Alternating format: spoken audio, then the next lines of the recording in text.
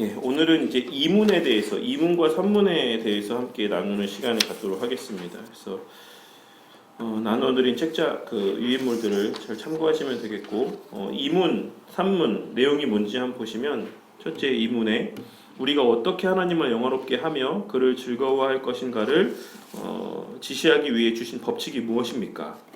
어떻게 우리가 하나님을 영화롭게 하고 그를 즐거워하는 삶을 살아갈 수가 있습니까? 라고 하는 질문이죠. 거기에 대해서 답하기를, 신구약 성경에 기록된 하나님의 말씀은 우리가 어떻게 하나님을 영화롭게 하며 어떻게 그를 즐거워할 것인가를 우리에게 지시해주는 유일한 법칙입니다 라고 기록을 하고 있습니다. 그리고 산문은 그렇다라고 하면 그 신구약 성경이 요긴하게 가르치는 것이 무엇입니까? 라고 질문을 하고 거기에 대해서 답하기를, 사람이 하나님에 대하여 어떻게 믿어야 하며 하나님께서 사람에게 요구하시는 의무가 무엇인가를 가르칩니다 라고 대답을 하고 있어요. 그러니까 우리가 소요리 문답을 계속해서 쭉 이제 연달아서 살펴보시면 아시겠지만, 옛날에 그런 게 있었죠. 그 영어 교재 가운데, 이것도 너무 좀 라떼 얘기인가요? 그 꼬리에 꼬리를 무는 영어라는 그런 책 혹시 들어보신 적 있으십니까? 들어보셨죠? 너무 네. 안에서 빵 터졌습니다. 네. 꼬리에 꼬리를 무는 영어라는 책이 되게 유행한 적이 있었는데, 이게 되게 어떤 연산작용에 의해서 영어를 외우게 되는 어떤 그런 책이었어요. 공부 좀 하신 분들은 뭐 다 한 번쯤 들어봤으니까. 근데 이 소요리 문답의 질문과 답이 그와 같은 맥락으로 되어 있습니다. 물론 이게 더 먼저 쓰였으니까 이게 원조라 할 수 있겠죠. 그러니까 우리가 계속해서 질문을 하고 답을 하고, 그 답을 했을 때 그 답에서 이어져 내려오는, 거기서 파생되어지는 질문을 하면서 계속해서 우리의 생각의 그 지경이 넓혀져 가게끔 거기에 대한 답을 성경적으로 또 제시해주는 이런 구조로 되어 있는 게 소요리 문답의 내용입니다. 그래서 지난 시간에 우리가 사람의 제일 가는 목적이 무엇입니까? 라고 질문했을 때, 하나님을 영화롭게 하고 그를 영원토록 즐거워하는 것이 인간으로서 살아갈 수 있는 최고의 가치 있는 삶, 최고의 목적이다 라는 것을 지난 시간에 우리가 살펴봤죠. 생각을 해봤습니다. 그래서 제가 말씀드리기를, 하나님을 영화롭게 하고 그를 영원토록 즐거워하는 것은 우리의 신앙과 우리의 삶의 출발점인 동시에 그것이 또한 종착점이 된다라고 말씀을 드렸습니다. 우리의 삶은 여기서 시작해서 다시 여기로 돌아오는 그러한 삶을 우리가 신자로서, 성도로서, 그리스도인으로서 그렇게 살아간다라고 말씀을 드렸어요. 근데 이제 그러면 우리의 신앙의 출발점이 하나님을 영화롭게 하고 하나님을 즐거워하는 것인데, 그리고 우리가 돌아가야 될 곳, 우리가 목적지로 삼아야 될 곳이 결국에는 다시금 하나님을 영화롭게 하고 하나님을 즐거워하는 그 삶이 우리의 종착지가 되어야 되는데, 그 과정에서의 삶을 그럼 어떻게 사는 게 하나님을 영화롭게 하는 것이냐, 어떻게 사는 게 하나님을 즐거워하는 삶을 사는 것이냐, 거기에 대한 답을 우리가 어디서 얻을 수 있냐, 그 질문이 이문에 있는 질문입니다. 그러니까 많은 사람들이 뭐 각자 내가 하나님을 위한다라고 생각하는 그런 것들을 하면서 살면 되지 라고 생각을 할 수도 있지만, 그렇지 않다라는 것이에요. 성경은 그렇게 우리에게 이야기하고 있지 않다라는 것입니다. 우리 소견에 오른 대로, 우리의 가치관대로 우리가 마음껏 내 딴에는 하나님 앞에 최선을 다하는 삶을 산다라고 이야기한다라고 해도 그것은 하나님 앞에 온전히 상달되지 않는다라고 성경은 말씀을 하고 있다라는 것이에요. 오직 하나님이 정하신 법칙과 방법에 따라서 하나님의 말씀대로 순종하며 사는 삶을 통해서만 우리는 하나님을 영화롭게 할 수 있다. 그렇기 때문에 우리는 이 성경의 말씀을 통해서만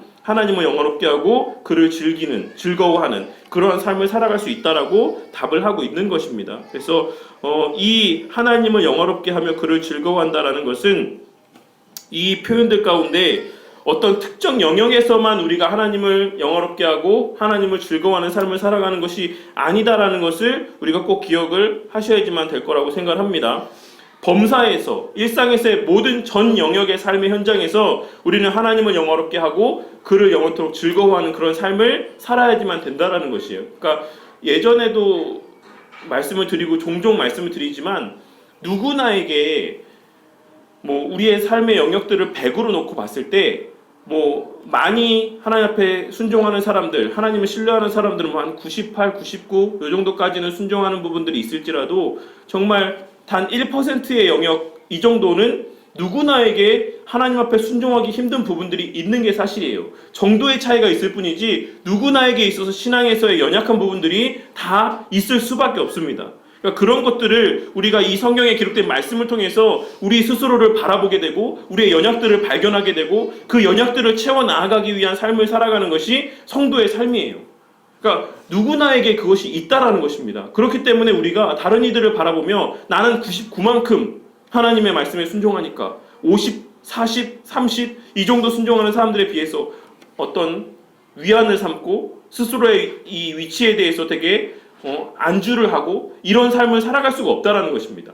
왜냐하면 우리의 신앙은 상대적인 것이 아니기 때문에 제가 그렇다라고 말씀을 드렸어요. 우리는 언제든지 하나님의 말씀이라고 하는 절대적 가치 앞에서 신앙을 생활을 하는 것입니다. 이것을 언제든지 우리가 오해해서는 안 돼요. 착각해서는 안 돼요. 그렇기 때문에 이런 착각 가운데 있기 때문에 사람들이 교회 안에서 서로가 서로를 판단하고 서로가 서로를 정죄하고 다른 사람의 모습 때문에 내 자신을 위안을 삼고 자신의 신앙의 삶에 더 이상의 진보가 나타나지 않고 나는 이 정도면 그래도 우리 교회 안에 속해 있는 그 누구보다 하나님 말씀도 많이 알고 하나님의 말씀대로 순종하며 살아가는 삶도 나는 이 정도면 그래도 우리 교회에서 나만큼 신앙생활 하는 사람이 어디 있냐 라고 하는 생각을 하면서 더 이상의 신앙의 진보를 나타내 보이지 못하는 경우들을 많이 보게 된다는 것이에요. 그런데 그렇지 않다라는 것입니다. 우리의 신앙은 언제든지 하나님의 말씀이라고 하는 절대 가치 앞에 나의 신앙을 비추면서 나의 신앙의 연약한 부분들을 성령 하나님의 조명하심과 감동하심을 통해서 깨닫게 되면서 그 부분들을 채워 나아가는 그러한 부단한 성화의 삶을 살아가는 것이 신자의 삶이다라는 것, 그것을 성경 말씀이 우리에게 증거하고 있다라는 것을 우리가 기억을 해야지만 되겠습니다. 그래서 범사의 삶에 있어서 우리는 하나님 앞에서 코람데오의 삶을 살아가며 이웃을 사랑하는 내 몸과 같이 그들을 섬기며 위하며 살아가는 삶을 살아야지만 될 거라고 생각을 합니다. 그래서 어쨌든 여기서 중요한 것은 신구약 성경 가운데 기록이 되어 있다는 것, 신구약 성경이 곧 그리고 하나님의 말씀이다라는 것, 이것이 기본적으로 이 질문과 답 가운데는 전제가 되어 있다라는 것입니다. 그리고 3문에 성경이 요긴하게 가르치는 것이 무엇인가? 많은 사람들이 성경은 어떤 책입니까? 성경의 내용은 무엇입니까? 라고 이야기를 이렇게 했을 때, 질문했을 때 저마다 여러 가지 각자의 답들을 내놓는 경우들이 있어요. 어떤 사람들은 대표적인 답이 뭐가 있을까요? 예수님에 대한 책이다. 그것도 맞죠. 오실 예수님과 오신 예수님과 다시 오실 예수님에 대한 기록들이 기록되어 있는 것이 성경이 맞습니다. 근데 보다 좀 더 직접적이고 보다 구체적으로 성경이 무슨 말들을 담고 있는 것인가라는 것이 이 답에 고스란히 나와 있어요. 사람이 하나님에 대하여 어떻게 믿어야 하며 하나님께서 사람에게 요구하시는 의무가 무엇인가를 기록하고 있는 것이 성경입니다. 그러니까 하나님 자신이 어떤 분이신가, 하나님 자신의 어떤 속성에 대해서 이런 것들을 말씀을 해주고 있는 것이고, 그에 대해서 그 하나님께서 위하시고 그 하나님께서 속량하시고 그 하나님께서 구속하신 당신의 백성들은 그러면 또 어떤 삶을 살기를 원하시는지, 그런 것들이 이 성경의 말씀 가운데 기록이 되어 있다는 것입니다. 그래서 우리 성도님들이 이 소유리 문답을 배우고 나면 성경이 무슨 책이냐, 성경의 내용이 무엇이냐라고 했을 때 좀 더 이와 같은 좀 구체적이고 직접적인 이야기들, 하나님이 어떤 분이시며 하나님의 속성과 또 그 하나님께 속한 자들이 마땅히 하나님 앞에 살아내야 될 삶의 모습들에 대한 것들이 기록되어 있는 책이 성경이다라고 대답을 하면 좀 더 뭔가 직접적인 또 구체적인 명확한 그런 성경에 대한 증거가 될 거라고 생각합니다. 그래서 소요리 문답이 이렇게 1부, 2부로 나누어져 있는 것이에요. 그래서 1부에서는 하나님이 어떤 분이신지에 대한 하나님 자신에 대한 내용들이 기록이 되어 있고, 2부에서는 그래서 그 사람에게 그렇게 구원하신 사람들에게 요구하시는 사람들의 삶의 모습에 대해서 기록을 하고 있는 것이 2부에 기록되어 있는 내용입니다. 그래서 우리가 이제 그런 내용들을 쭉 살펴볼 거라고 생각을 합니다. 이제 앞으로 계속해서 매주 그 밑에 부분에 보시면 1문에서 인간이 존재하는 목적을 배웠으니 이제 각자가 알아서 잘 살면 되는 것 아닌가 라고 생각을 할 수 있다라는 것입니다. 많은 사람들이. 그리고 사실 실제로 그렇게 사는 사람들도 많이 있고요. 오늘날 살아가는 사람들 가운데 상당수라고 생각합니다. 불행한 일이지만 사사시대의 이스라엘 백성들의 삶의 모습이 각자의 소견에 옳은 대로 살아갔다라고 성경 말씀은 그들에게 기록을 하고 있습니다. 그들의 상태에 대해서. 근데 제가 지난 시간에 여러 철학자들의 이야기를 이렇게 말씀을 드리면서 기존에 갖고 있었던 전통적인 질서를 허무는 전통적인 사고의 체계를 허무는 그러한 주장을 한 그 철학자가 있다라고 말씀을 드렸습니다. 그게 샤르트르라고 말씀을 드렸어요. 그러니까 샤르트르라는 사람이 이제 이야기를 했죠. 우리가 나기 전부터 우리에게 본래 목적이 주어져 있는 그것이 우선한다라고 생각하고 있었던 기존에 있었던 어떤 그런 관념들, 그런 어떤 주장과 사고들, 이런 것을 샤르트르라는 사람이 깼어요. 그 사람이 주장한 거는 존재가 우선한다라고 주장을 했던 겁니다. 그래서 인간에게 본래의 목적이 타고나서 태어나는 것이 아니라 인간은 난 이후에 각자의 삶의 목적을 본인이 정해서 그 목적에 합당하게 살아가는 것이다라는 주장을 했어요. 그러니까 그 샤르트르의 주장이 그 이후에 이어지는 모든 철학자들과 이 모든 현대 문화 가운데에 그러한 어떤 사고들, 이런 이념들, 여기에 지대한 영향을 미치게 됩니다. 그래서 오늘날을 살아가는 우리에게 있어서의 어떤 이 시대를 관통하는 사고, 어떤 이념, 이걸 뭐라고 한다고 말씀을 드렸습니까? 포스트 모더니즘이라고 이야기를 했어요. 포스트 모더니즘의 핵심은 무엇이냐면 상대주의를 인정하는 거예요. 그러니까 각자의 형편에 맞게끔 살아가는 것, 그것이 옳다라고 주장하는 것이 포스트 모더니즘의 핵심입니다. 너에게는 너의 가치가 있고 나에게는 나의 가치가 있다. 그래서 내가 나의 가치를 추구해서 살아가는 것을 너가 너의 가치로 나를 판단할 수 없다. 이게 포스트 모더니즘의 핵심 가치입니다. 핵심 주장. 근데 이게 어디랑 정면으로 충돌합니까? 그러니까 이런 포스트 모더니즘적 사고를 불러일으키게 된 그 계기에 이 샤르트르라고 하는 이 사람의 주장이 있다라는 거예요. 본래 기본적으로 많은 사람들은 철학자들까지도 원래 이 목적이 우선한다라고 그렇게 주장을 해왔었어요. 그래서 예를 든 게 뭐였습니까? 가위를 예로 들었을 때, 가위라는 것이 만들어지기 이전부터, 존재하기 이전부터 가위를 만들고자 하는 목적 때문에 존재하는 것이다라고 이야기를 한 거죠. 그러니까 가위가 뭘 자르기 위해서가 아니면 가위는 존재 목적에 의미가 없다. 이런 것이 기본적 전통적 사고였어요. 그러니까 우리 인간도 마찬가지다. 인간에게는 본래 고유의 목적이 있는 것이고 인간이 본래 고유의 목적대로 살아가지 않는다라고 하면 사람은 존재 가치가 없는 것이다라고 하는 것이 기본적인 철학자들의 인간에 대한 사고였다는 것입니다. 근데 이 샤르트르라는 사람을 기점으로 해서 아니라는 거예요. 인간 스스로의 목적은 인간이 정하는 것이다. 그래서 각자에게 저마다의 삶의 목적이 다르게 있을 수 있다. 절대 하나의 가치에 의해서 사람을 판단하고 평가하고 그런 식으로 획일화된 사고 가운데서 도덕적인 관념 가운데서 그렇게 사람들이 살아갈 수 없는 것이다. 라고 주장을 했다는 것입니다. 이런 것들이 계속해서 시대를 흐르면서 오늘날의 이런 사고를 갖게 된 것이죠. 그래서 여기에서 충돌하는 가치관이 제일 핍박을 받고 충돌하는 이념이 뭡니까? 기독교의 절대 가치의 이념이라는 거예요.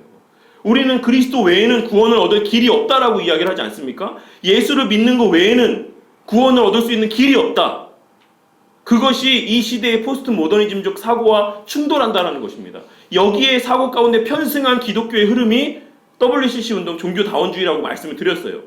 그것의 출발점, 모태가 되는 것은 WCC 운동에 로마 카톨릭이 직접적으로 관여하고 있진 않지만 그 모태가 되는 그 사상의 출발점은 로마 카톨릭이 제공을 해줬어요. 그래서 늘 말씀드리지만 로마 카톨릭은 그 선교에서 선교를 할 때 자신들의 종교를 강요하지 않습니다. 너가 믿으면 너 믿는 것대로 믿어.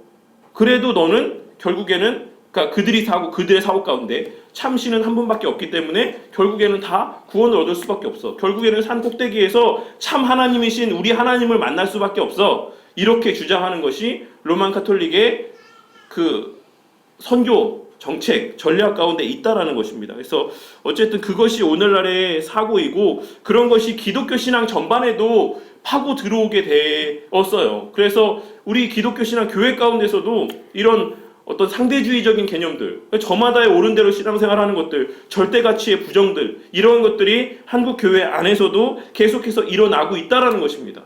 그런 것들이 동성애의 문제로, 동성애를 용인하는 문제로, 또 여러 가지의 하나님의 말씀의 법에 정면으로 위배되는 행동들까지도 용인하게 되어지는 그런 모습들로 한국 교회 안에 계속해서 파고 들어오고 침투해 들어오고 있다는 것입니다.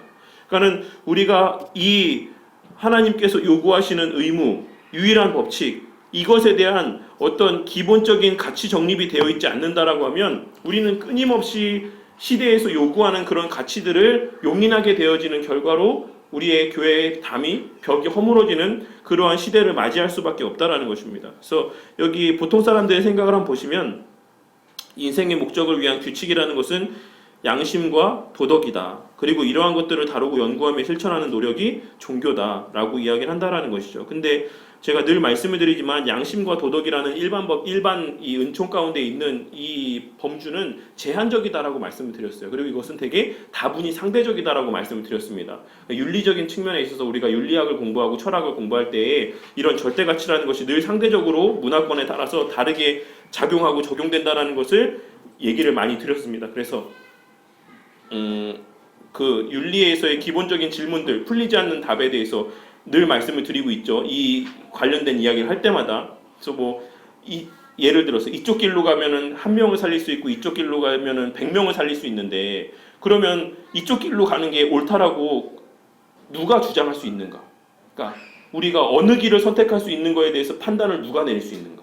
그러니까 이런 100명의 생명의 가치가 한 명의 생명의 가치보다 더 중요하다라는 판단을 누가 내릴 수 있는 것인가? 이런 윤리적인 문제 가운데 우리가 도달할 수 있다라는 것이에요. 거기에 우리가 부딪힐 수 있다라는 것입니다. 여기서 더 나아간 것이 한 명을 희생함을 통해서 여러 명을 살릴 수 있으면 이 사람을 죽이는 것이 옳은가? 이런 문제들. 그러니까 이런 윤리적인 문제들, 우리가 절대적이다라고 생각하는 어떤 일반의 이 시대를 살아가는 사람들이 절대적 가치다라고 착각하는 이 윤리적인 문제에 있어서도 사실 이것은 다 다분히 상대적이다라는 것이에요.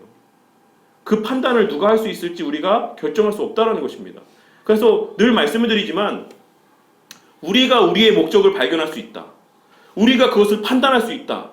우리가 그것을 정의할 수 있다. 라고 하는 것은 인간은 인간 스스로가 창조하였다라고 생각하는 거에서 출발할 수 있다는 거예요. 그게 맞으면, 인간을 인간 스스로가 창조한 것이 맞으면 인간은 스스로 인간의 창조 목적을 발견해낼 수 있어요. 우리가 만들었으니까. 근데 그렇지 않다라는 것이에요. 인간을 인간이 만든 게 아니다라는 것입니다. 그것은 누구나가 동의하는 것이지 않습니까? 설령 진화론자라고 할지라도 진화론자도 아주 미세한 부분에서부터 우리가 발전되어져 왔다라고 이야기하지, 그것을 인간이 스스로가 만들어냈다고 이야기하지 않잖아요. 그러니까 이 기본적인 전제부터가 전제되어 있지 않은 상태에서 인간이 인간의 삶의 목적을 찾는 것 자체가 모순된 삶이다라는 것이에요. 절대자를 인정하지 않는다라고 하면. 그러니까 우리가 이 기본적인 우리의 출발점, 우리는 창조주를 인정하고 그 창조주가 우리에게 계시해 주신 절대 가치가 있다라는 이 전제하에 우리는 이와 같은 삶을 살아갈 수가 있다라는 것이에요. 그래서 그냥 각자가 살 수 있다라는 말 자체는 사실 말이 안 된다라는 것을 꼭 인지하고 살아가시기를 바라겠습니다. 이러한 사람들은 밑에 보시면 깨달음을 위해서는 보통 학문을 연마하거나 수행을 한다. 고통을 극복하여서 어떤 경지에 이르려 하기도 한다. 다양한 경험을 쌓거나 훌륭한 스승을 찾아 떠돌기도 한다. 그렇게 노력을 하면 언젠가는 깨달을 수 있다고 보는 것이다. 그런데 소유리 문답은 하나님의 말씀이 성경을 봐라, 성경이 답이다 라고 말을 하고 있는 것입니다. 그래서 성경을 유일한 규칙으로 삼기 위한 전제 조건들이 이렇게 있죠. 5가지가. 우리가 원한다라고 해서 하나님을 알 수 있는 것이 아니다. 우리가 마음대로 하나님께 나아갈 수 있는 방법이 있는 것도 아니다. 우리의 본성이 죄로 말미암아 전적으로 타락했고 오염되었음을 우리가 또 인정해야지만 된다. 따라서 오직 하나님께서 우리에게 그 자신을 스스로를 드러내 주시고 나타내 주셔야지만 우리가 하나님에 대한 것을 알 수가 있다. 하나님께서 스스로를 우리에게 드러내 주시고 알게 하시는 것을 우리는 계시라고 한다. 라고 하는 이런 전제들이 미리 선제되어져 있어야지만 됩니다. 그래서 이런 것을 근데 사람들이 인정을 하지 않는다라는 것이죠. 그러니까 이 불공정하다라는 생각들을 하는 경우들이 있어요. 사람들 가운데. 그런데 그런 사람들조차도 어떤 경기를 참여하는 과정 가운데서 그 경기 규칙대로 행하지 않았을 때, 그러니까 특강 소유리 문답이라고 하는 책에서는 그것을 피겨스케이팅의 예를 들어서 이야기를 하더라고요. 그래서 김연아가 한창 유행할 때 그 책을 쓰셨나? 어쨌든 네. 근데 거기서 트리플 러치라고 하는 어떤 기술을 평가함에 있어서 정확하게 그것에 대한 명시하고 있는 기준대로 그 행동들을 했을 때에만 정해진 점수가 부여된다라는 것. 이것에 대해서 이의를 제기하는 사람이 있냐라는 것이죠. 없다라는 것이에요. 그 경기에 참여하는 사람들은 암묵적으로 거기에 모두 동의한 가운데 그 정해진 룰에 따라서 그 모든 경기들을 치러 나간다라는 것입니다. 그러니까 우리의 삶도 마찬가지다라는 것이에요. 하나님께서 우리에게 정해주신 법칙대로 그대로 순종을 하는 삶을 살아야지만, 그러니까 하나님 편에서 보셨을 때 합당한 삶의 행위들이 나타나야지만 그것이 하나님 편에 상달되어지는 것이지, 내가 나로서는 최선을 다했다, 라고 하는 어떤 그 정도의 것으로 우리는 스스로에게 위안을 줄 수 없다라는 것을 염두에 두어야지만 됩니다. 꼭 기억을 하셔야지만 되겠죠. 이 페이지에 보시면 그래서 이제 일반 계시와 특별 계시에 대해서 나누어서 설명을 하고 있는데, 뭐 자연 계시와 초자연 계시라고 이야기를 하기도 하고, 요새는 이제 이런 분류들에 대한 용어들이 좀 여러 가지가 있지만 어쨌든 전통적으로 그냥 일반 계시, 특별 계시로 분리해서 생각을 해봤을 때, 일반 계시는 그가 지으신 창조 세계에, 그리고 인간의 의식과 양심 가운데, 역사의 진행 가운데 나타난 섭리의 과정 가운데 이제 이러한 하나님의 살아계실 것이다라고 하는, 하나님이 존재하실 것이다라고 하는 그런 표징들, 그러한 어떤 흔적들, 이런 것이 거기에 새겨져 있다라는 것이에요. 그래서 목적은 하나님을 알 수 있도록, 그리고 차이가 있다라고 하면 하나님에 대해서 충분하게 알 수는 없다라는 것이에요. 그렇기 때문에 많은 사람들이 그 마음 가운데 종교성을 갖게 된다라는 것입니다. 종교성이라는 것. 특별 계시는 이제 성경에 기록이 되어 있고, 목적은 하나님께 대한 참된 지식을 알려주기 위해서입니다. 차이는 하나님에 대해서 우리가 충분히 알 수 있는 근거가, 내용들이 성경 말씀 가운데는 기록이 되어 있다라는 차이가 있습니다. 그래서 로마서 1장 18절에서 20절 말씀해 보시면, 하나님의 진노가 불의로 진리를 막는 사람들의 모든 경건치 않음과 불의에 대해서 하늘로부터 나타나나니 이는 하나님을 알만한 것이 그들 속에 보임이라. 하나님께서 이를 그들에게 보이셨느니라. 창세로부터 그의 보이지 아니하는 것들, 곧 그의 영원하신 능력과 신성이 그가 만드신 만물에 분명히 보여 알려졌으니 그러므로 그들이 핑계치 못할지니라 라고 분명하게 언급을 하고 있습니다. 그래서 어쨌든 일반 계시 가운데에는 이제 피조 세계와 자연과 만물, 뭐 동물, 식물, 이런 가운데 일반 계시에 하나님에 대한 그런 속성들이, 성품들이 담겨져 있다라는 것을 말씀을 하고 있는 것입니다. 그래서 인간에게는 이제 뭐 양심이라는 것도 있을 수 있겠죠. 양심과 뭐 그런 부분들도 일반 계시의 범주 안에 들어가는, 일반 은총의 범주 안에 들어가는 내용들이라고 할 수가 있을 것입니다. 특별 계시는 이제 특별 계시의 필요성이라는 것은 일반 계시가 우리에게 참된 신지식과 구원을 얻게 하는 지식을 전달함에 있어서 불충분하기 때문에 우리에게는 하나님의 특별 계시가 필요하다라고 할 수가 있습니다. 이러한 특별 계시로 말미암아 우리는 일반 계시에 나타난 하나님의 뜻을 분명하고도 충분하게 알 수 있을 뿐만 아니라 나아가 삼위일체 하나님과 구원을 얻게 하는 복음의 영적 진리를 분명하게 깨달아 알 수 있게 된다라고 할 수 있습니다. 근데 이제 특별 계시의 방편들에 대해서 우리가 좀 더 주의를 해야지만 돼요. 특별 계시의 방편들 기록되어 있는 내용들을 보시면, 첫 번째는 신현, 하나님의 현현으로 하나님께서 직접 임재하시고 나타나심을 말한다라고 할 수가 있습니다. 그리고 둘째로는 직접적인 의사 전달과 예언들, 때로는 뭐 음성을 들려주시기도 하고, 때로는 꿈과 환상, 우림과 둔빔 등의 여러 가지 계시의 수단들을 통해서 하나님께서 직접 본인의 의사를 우리에게 나타내 보여주신 적이 있었습니다. 그리고 뒤에 이어지는 3번의 이적과 같은 내용들을 통해서 우리에게 하나님에 대한 어떤 의중, 뜻, 뭐 이런 것을 우리에게 계시해 주는 시대들이 있었죠. 근데 지금은 어떻습니까? 지금은 이러한 하나님께서 나타내 보여주셨던 특별 계시의 방편들은 중지되었다라고 믿습니다. 우리는 뒤에 이어지는 내용들에서도 우리가 그 부분에 대한 언급을 보겠지만, 중간에 있는, 그래서 특별 계시의 내용과 목적이라는 것은 구원 계시고 역사적인 계시고 말씀과 사건 계시다라고 할 수가 있어요. 그래서 특별 계시의 내용은 예수 그리스도의 십자가 부활을 통한 구원의 진리를 깨닫게 하는 것, 그 중심으로 오랜 세월 동안 역사의 전개 과정을 통해서 점진적으로 우리에게 주어졌다. 또한 그것은 하나님의 직접적인 말씀 계시뿐만 아니라 여러 가지 구속사적인 사건들을 통해서도 우리에게 계시되어졌다라고 할 수가 있어요. 그러니까 이런 구속사적인 사건들이 뭐가 있다라고 말씀드렸습니까?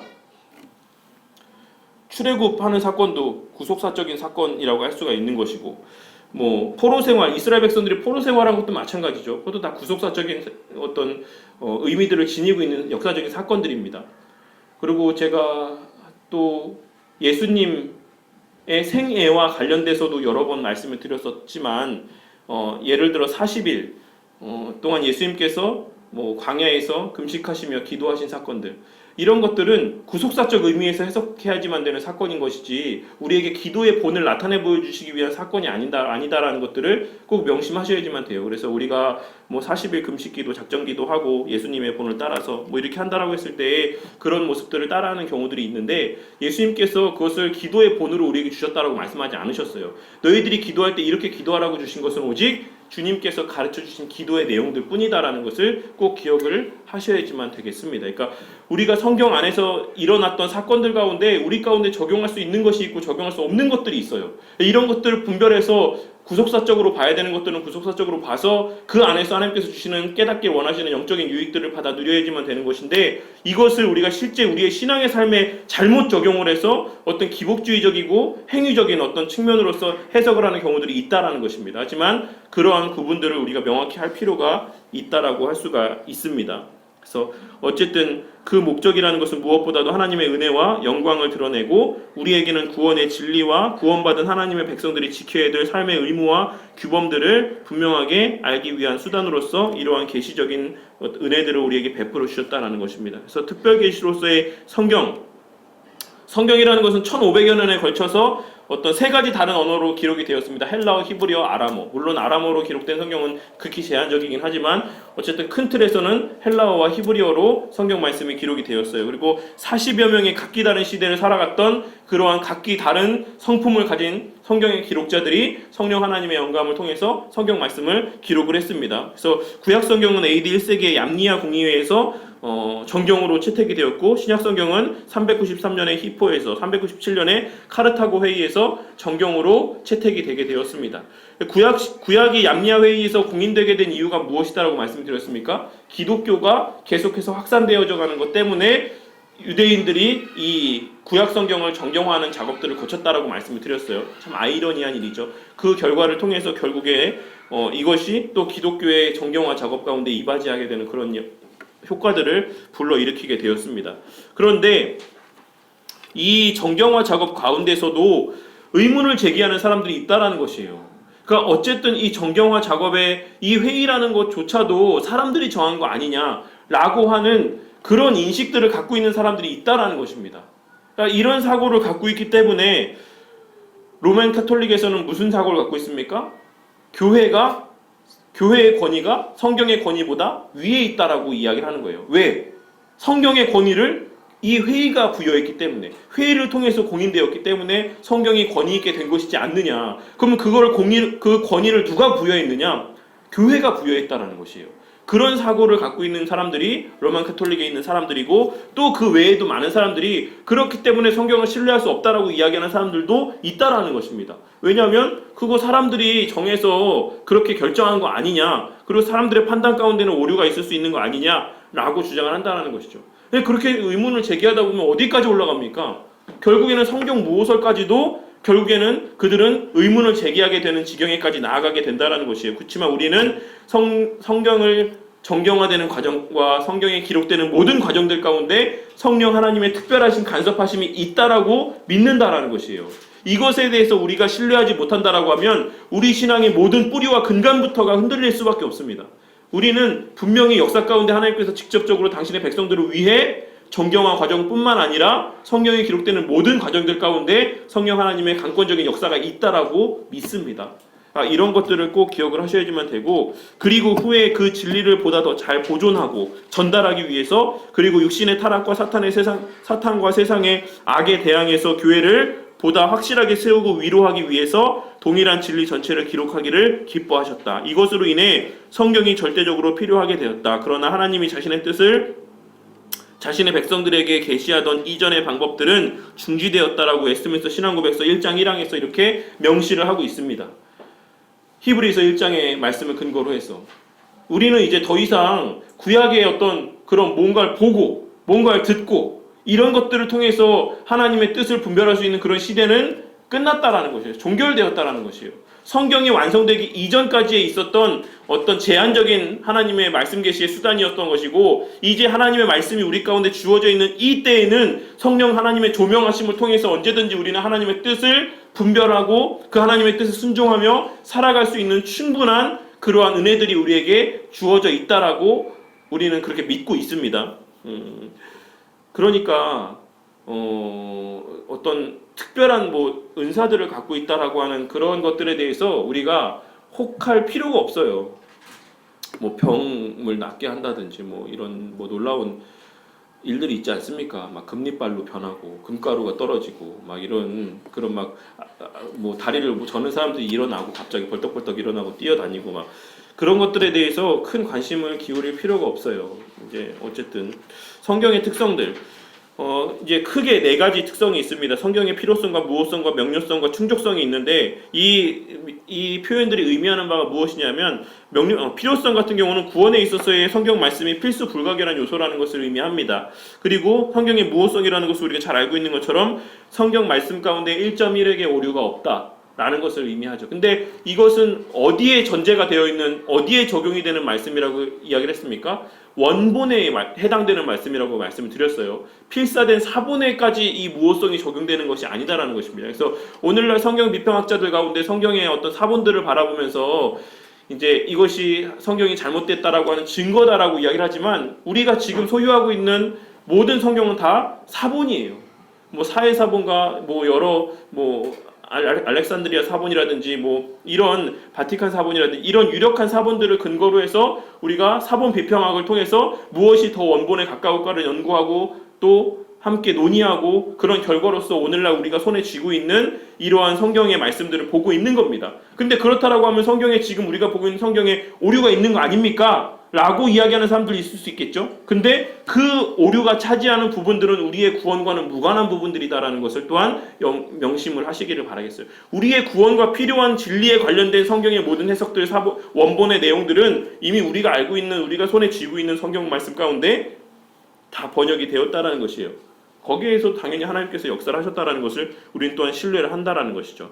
그리고 성경의 명료성이라는 것은 구원과 관계된 성경 말씀이라는 것은 성도 누구나가 깨달을 수 있다라는 것이에요.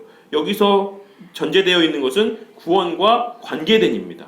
그러니까 우리가 구원을 얻는 데 있어서 성경 말씀이 증거하는 어떤 그 모든 부분들은 성도 누구나가 충분히 성령 하나님의 조명하심을 통해서 깨달을 수 있다라는 것을 의미한다라고 할 수가 있어요. 그런데 곳곳에는 우리가 해석하기 힘든 부분들이 있어요. 예수님이 지옥에 갔다 오셨는가 안 오셨는가 이런 부분들. 그러니까 성경에 흔히 우리가 성경 난제라고 부르는 것들. 그러니까 이런 부분들은 사실 우리 구원과 직접적인 관계가 있는 부분들의 내용은 아닙니다. 그러니까 그렇지만 베드로후서 3장 16절에 기록된 말씀에서와 같이 우리가 이런 부분들이 있다는 것을 인정하고 그렇기에 말씀 사역자들에게 말씀 해석의 권을 또한 책임을 넘기게 되고 그들이 전적으로 말씀을 또한 연구하고 말씀을 해석해서 성도들에게 가르치게 하는 이러한 직분자들을 또 하나님께서 교회 가운데 세우셨다라는 것이에요. 그래서 사사로이 말씀을 풀지 말라라고 성경 말씀을 통해서 우리에게 증거를 하고 있는 것입니다. 저마다 뭐 나는 특별한 어떤 하나님의 계시를 통해 깨달았어. 뭔가를 알게 됐어. 이런 이야기를 하는 사람들 치고 온전한 사람은 한 명도 없어요. 이미 초대교회 때부터 처음에 사도들 때부터 우리의 구원과 필요한 모든 구원에 합당한 지식들은 이미 그때부터 다 우리에게 열려 있다는 것입니다. 그때부터 해 아래 새 것이 없다고 그때 해석하지 못한 것이 지금에 와서 해석되는 부분들은 우리 가운데 존재하지 않는다. 그러니까 이단들이 흔하게 하는 말들 내가 정말 2000년간 풀지 못했던 이 성경의 비밀을 내가 풀었다. 이거 다 잘못됐다는 거예요.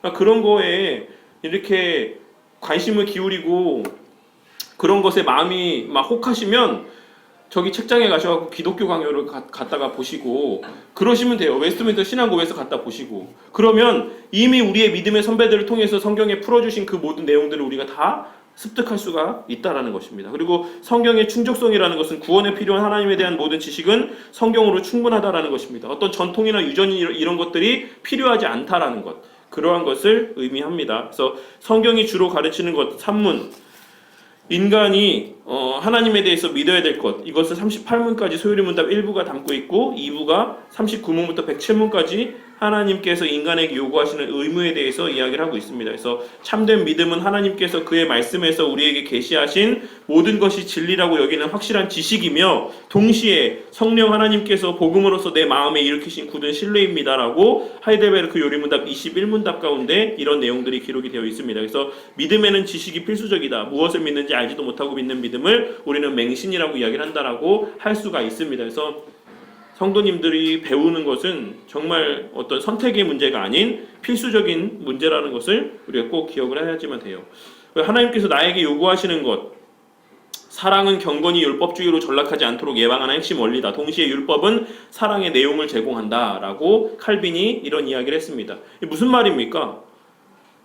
사랑이 있어야지만 우리의 경건이라는 것이 남 앞에 막 자랑하기 위한 것으로 되지 않고 이것이 섬김의 수단으로서 온전한 그런 용도대로 작용할 수가 있다는 것을 말씀하고 있는 것이고, 동시에 율법이 있어야지만 우리는 어떻게 사랑하는 것이 참된 사랑인 것인지를 알 수 있게 된다는 것이에요. 하나님을 사랑한다는 건 어떻게 사랑하는 것이 하나님을 사랑하는 것인가를 율법의 말씀을 통해서 확인할 수가 있다는 것이고, 이웃을 사랑하는 것은 그럼 어떻게 사랑하는 것인지 율법의 말씀을 통해서 우리가 확인할 수가 있다는 것이에요. 근데 그 율법의 핵심이 뭡니까? 그 율법의 핵심이 바로 십계명의 말씀이에요. 그래서 우리가 십계명과 주기도문과 사도신경을 우리 신앙의 삶 가운데 가장 핵심으로 여기며 이 세 가지를 중심으로 해서 모든 신앙 고백서라든지 교리문답이 이렇게 만들어지고 제작되어졌다라는 사실입니다. 이 세 가지가 우리 신앙의 핵심이고 그 내용들을 제공해 주는 것이다라고 할 수가 있어요. 내가 따를 대상, 내가 사랑할 대상을 알아야지만 되고, 그가 무엇을 좋아하는지 알아야지만 되고, 그것을 알아야지만 그분의 성품에 감동할 수가 있고 그분이 하신 일에 감사할 수가 있으며 자발적으로 따르고 싶어지는 것이다. 그러니까 그래서 연애를 하셔야죠. 연애를 하셔야 이 느낌들을 알죠. 우리가 막 어떤 사람이 뭐 예를 들어서 내가 사랑하는 사람이 자꾸 제가 TV에 관련된 얘기를 하는데 그 뭐 연애, 요새 하도 연애에 관련된 프로들이 많아갖고 거기에 보니까 어떤 출연자가 날 걸 못 먹어요. 생으로 된 걸 못 먹는데 이제 뭐 어떻게 해서 벌칙을 받게 돼서 그거를 이제 먹어야 되는 상황에, 여자가 먹어야 되는 상황에, 아닌가 자기가 먹어야 되는 상황인가? 어쨌든 뭐 그래서 그걸 딱 먹었어요. 먹는다 했어요. 근데 이 여자가 이 남자가 그런 사람인지를 알게 되면 그 사랑을 온전하게 알게 되겠죠. 근데 이 사람이 날 걸 너무나도 좋아하는 사람이야. 이런 사람이 그걸 먹는 거 하고, 이 사람은 날 때부터 이 날 것을 못 먹는 사람인데 그것을 먹는 거 하고, 이 사람, 이 여자에게 느껴지는 그 사랑의 정도가 똑같겠습니까?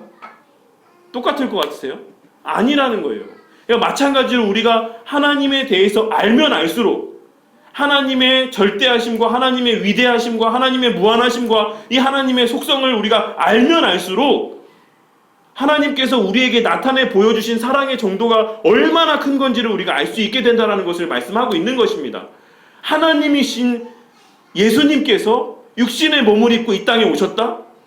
하나님이 얼마나 대단한 존재인지 우리가 알면 알수록 그 예수님의 우리를 향해 나타내 보여주신 사랑의 정도와 크기와 의미를 우리가 확실히 알 수 있게 된다는 것이에요. 근데 뭐 창조주 하나님이 뭐 그냥 좀 여러 신들 가운데 하나고, 뭐 힌두교에 있는 신들 가운데 하나 정도 되고, 뭐 그냥 흔한 신들 가운데 하나 아니야?